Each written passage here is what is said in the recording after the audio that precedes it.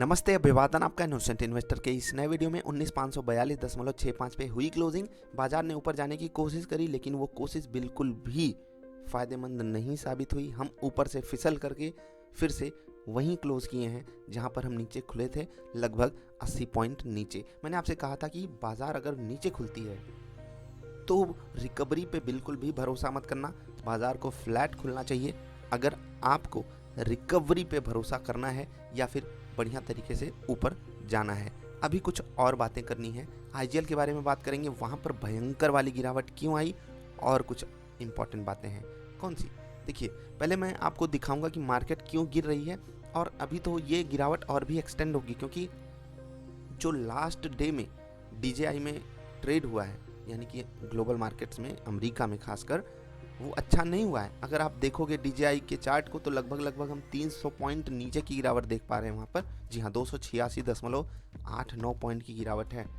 बिल्कुल अच्छी बात नहीं है। लगभग 1% टूटा है Dow Jones index, Dow Jones Industrial Average, DJI AI. तो कुछ कर नहीं सकते और अपनी मार्केट को अभी लास्ट सेशन में जो वहाँ पर गिरावट आई है उसको डाइजेस्ट करना है। और अगर हम गिफ्ट निफ्टी से संकेत लेना चाहें तो मोर देन 50-60 पॉइंट्स नीचे वो ट्रेड कर रही है। तो ओपनिंग के समय हमको वो देखना पड़ेगा, सपोर्ट कहाँ है उस पर हम ज़्यादा फोकस करेंगे। बाकी जो आपको पहले सपोर्ट लेवल्स बताए गए थे आप उनको देखिए। नीचे के लेवल पे बाजार थोड़ा सा और नीचे अगर एक्सटेंड करके सपोर्ट ली होती तो बढ़िया ट्रेड मिल सकते थे।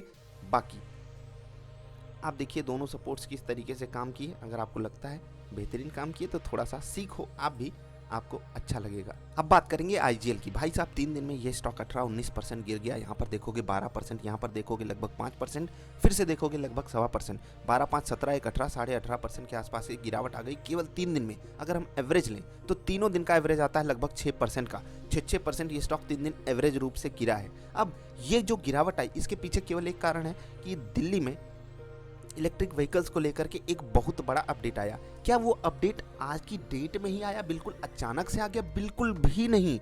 हुआ क्या कि ये जो अपडेट है हमको पहले से ही पता था। पर्सनल लेवल पे मैं बता रहा हूँ, जिनको मैं जानता हूँ उनको भी पता था, और चीज़ें ऐसे कॉमन न्यूज़ के तौर पे चल रही थी कि हाँ ये होने वाला है और स्टॉक इतना भयंकर तरीके से टूटेगा, ये बिल्कुल मुझे उम्मीद नहीं थी। अब ये स्टॉक टूटा क्यों, एग्जैक्ट रीज़न क्या है, उसको हम थोड़ा सा डिकोड करने की कोशिश करेंगे। उससे पहले आपको बता दें कि ये स्टॉक बहुत ही भरोसेमंद है क्योंकि इसकी जो पेरेंट कंपनीज हैं उनके बारे में मैंने डिस्कशन किया हुआ है। इस पर एक पर्टिकुलर वीडियो भी मैंने बनाई है, आप वो वीडियो जरूर देख लीजिएगा। देखिए, 20 इंश्योरेंस कंपनियों का यहाँ पर लगभग 77 मिलियन शेयर इन्वेस्टमेंट के रूप में लगा हुआ है। ठीक है, 25 म्यूचुअल फंड कंपनियों का, ठीक है, 25 म्यूचुअल फंड्स का, कंपनियों का नहीं, लगभग 67 मिलियन, 1 मिलियन में 10 लाख होते हैं, याद रखिएगा। ठीक है, 9.68 लगभग 10% का स्टेक तो है इनका। सोच लो, अब इतनी समझदार लोग, इतने समझदार लोग, इतनी समझदार म्यूचुअल फंड कंपनियां इस स्टॉक में अगर पैसा लगाएंगे तो ऑफकोर्स इस स्टॉक में दम तो होगा। लेकिन अगर दम है तो एक एजेंसी के कहने पे इतने भयंकर तरीके से स्टॉक टूट क्यों गया? देखो, जेफरीज ने क्या किया, कुछ कहा। जी हाँ, गले में थोड़ा सा इशू है तो आप लोग कोऑपरेट कीजिएगा। जेफरीज ने कहा कि भैया 565 हमने इनका टारगेट दिया था, हमारा टारगेट था, अभी हम इसको 465 कर दे रहे हैं। अगर आप देखोगे लगभग 100 रुपए की ये गिरावट उन्होंने करी टारगेट प्राइस में, जो कि अप्रॉक्सीमेटली 18-20% बैठ रहा है। ठीक है, अब आप कैलकुलेट कर लीजिएगा। यहाँ पर 3% क्यों लिखा है मुझे ये नहीं समझ में आ रहा है यार। Jefferies India downgraded IGL to hold from buy, मतलब पहले बाई था, अभी होल्ड करने को कहा गया है। Lower the target price by 3%। नहीं यार, अगर मैं सही हूँ तो 565 से 465 किए हैं, ये आप चेक कीजिएगा। जी हाँ, 465 तो किया है टारगेट इन्होंने, लेकिन पहले का टारगेट 565 था, 500 नहीं था। टू बी प्रिसाइज अगर आप देखोगे 565 ही था, देख लीजिएगा थोड़ा सा।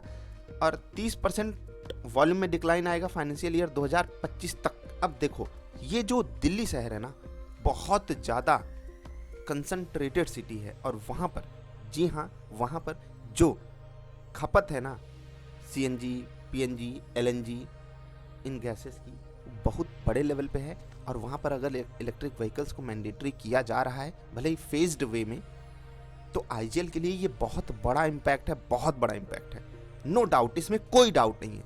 लेकिन क्या आईजीएल के मैनेजमेंट के पास, क्या सरकार के पास आईजीएल को कंस्ट्रेन कराने का ही एक ऑप्शन बचा है? नहीं, अपॉर्चुनिटीज खुलेंगी। अब कंपनियों का दिमाग खुलता है, ऐसे समय में ही खुलता है। This is known as blessing in disguise. जब तक आपको आपके पड़ोस के अंकल आकर के ना बोल दें बेटा तुमसे नहीं हो पाएगा, तब तक आपकी आंखें नहीं खुलती हैं, बिलीव मी। एंड मैं इस स्टॉक पे कुछ डायरेक्ट कमेंट तो नहीं कर सकता, लेकिन अगर मुझे आकर के बोले कि देखो भैया तुम अब इस जगह पे धंधा नहीं कर पाओगे क्योंकि इस जगह पे ये हो गया है, तो मैं बेवकूफ़ तो हूँ नहीं कि मैं दूसरी जगह ढूंढ लूँ, क्योंकि मेरा भारत देश बहुत बड़ा है और इस भारत देश में मुझे बहुत लोगों को सर्विस देनी है। मैं क्यों एनसीआर रीजन में ही, दिल्ली कैपिटल में ही क्यों घुसा रहूँ, क्यों वहीं पर बिजनेस करता रहूँ बड़ा वाला।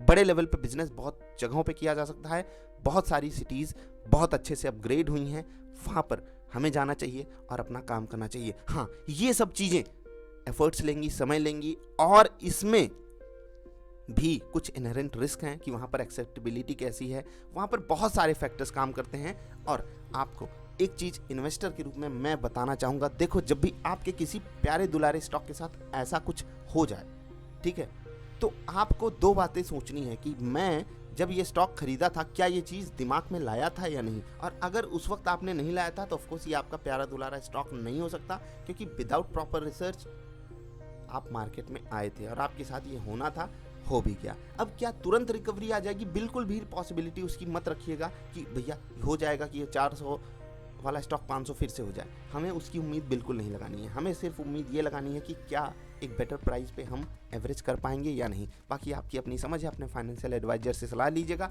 अगर मेरे पास इसके स्टॉक्स हैं तो मैं एवरेज करना ही प्रेफर करूँगा, जिसके लिए हमें बाई करना होगा। मैं जेफरीज की बात नहीं मानूंगा होल्ड करने वाली। आई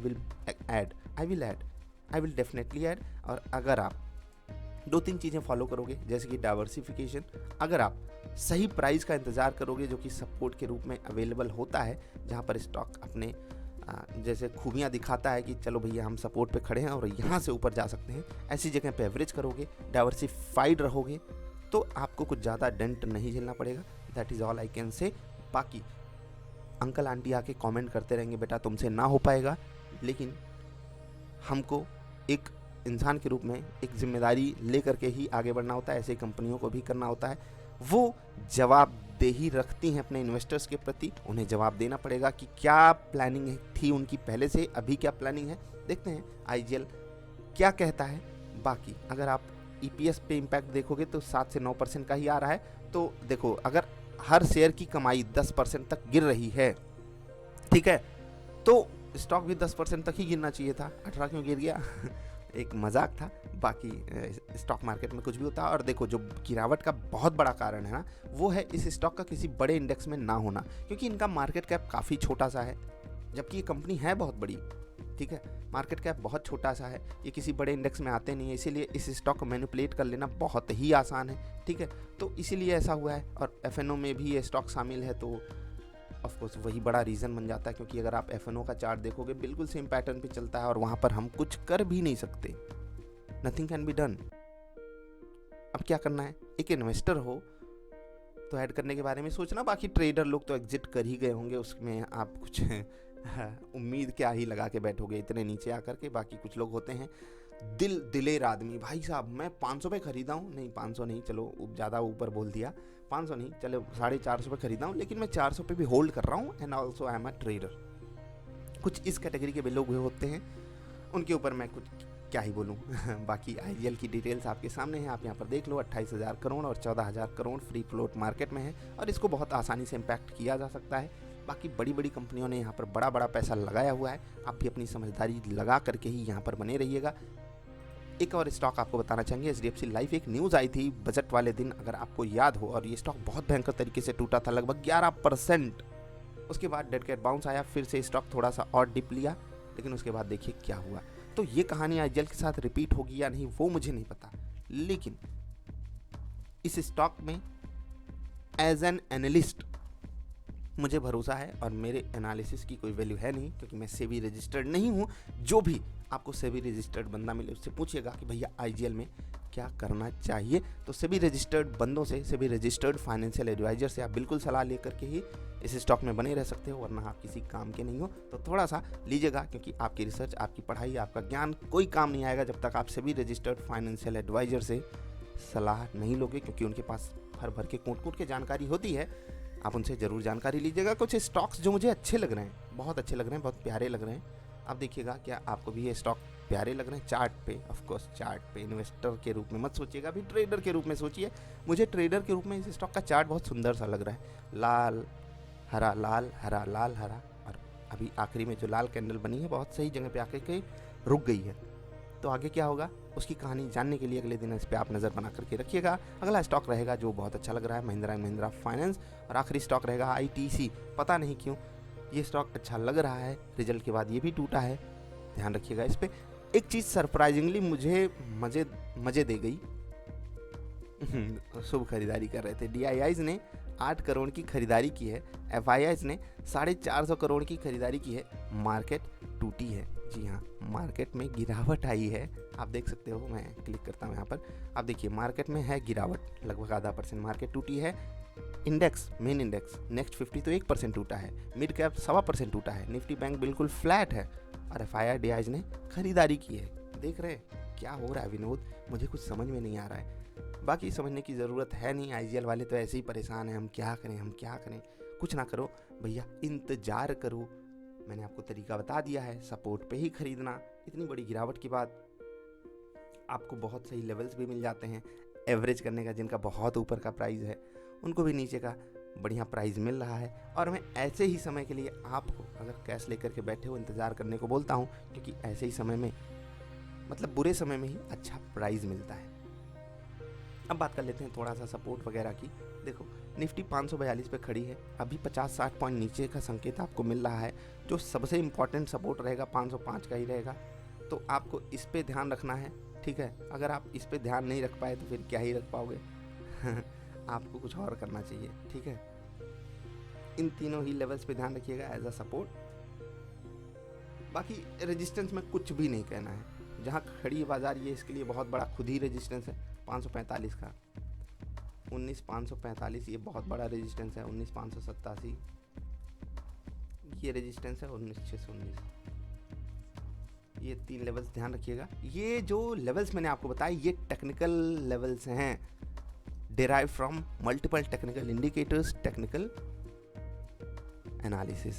सो बहुत ध्यान से इन लेवल्स को यूज़ कीजिएगा, अपने फाइनेंशियल एडवाइजर से सलाह ले लीजिएगा कि ये लेवल्स काम करेंगे या नहीं। बाकी अभी के लिए इतना ही, मिलते हैं ढेर सारी अच्छी और कमाल की वीडियोस में। FII DIIs का डेटा देख करके आपका भी सर चकराया होगा, ये क्या हो रहा है बाज़ार में। बाकी बाज़ार नीचे खुलने के संकेत बना रही है। उम्मीद आप बाज़ार से कुछ खास मत रखिए अभी के सिनेरियो में, क्योंकि ग्लोबल मार्केट से कुछ खास हमको मिल नहीं रहा है। हाँ, डेड कैट बाउंस जैसे IGL में आ सकता है, वैसे बाज़ार में हम डेड कैट बाउंस तो नहीं कहेंगे, लेकिन एक रिकवरी के संकेत अगर मिलते हैं तो थोड़ा सा लेवल्स पे ही ध्यान रख के उसमें आप ट्रेड कीजिएगा। बाकी आपकी अपनी समझदारी, फाइनेंशियल एडवाइजर से सलाह लीजिए और ज़िंदगी में ऊंचा उठिए। अभी के लिए इतना ही। वीडियो पसंद आए तो लाइक कर देना। जल्दी मिलेंगे ढेर सारी अच्छी और कमाल की वीडियोज़ में। कोई सवाल सुझाव हो तो कमेंट जरूर कीजिएगा। आपका आभार, नमस्कार।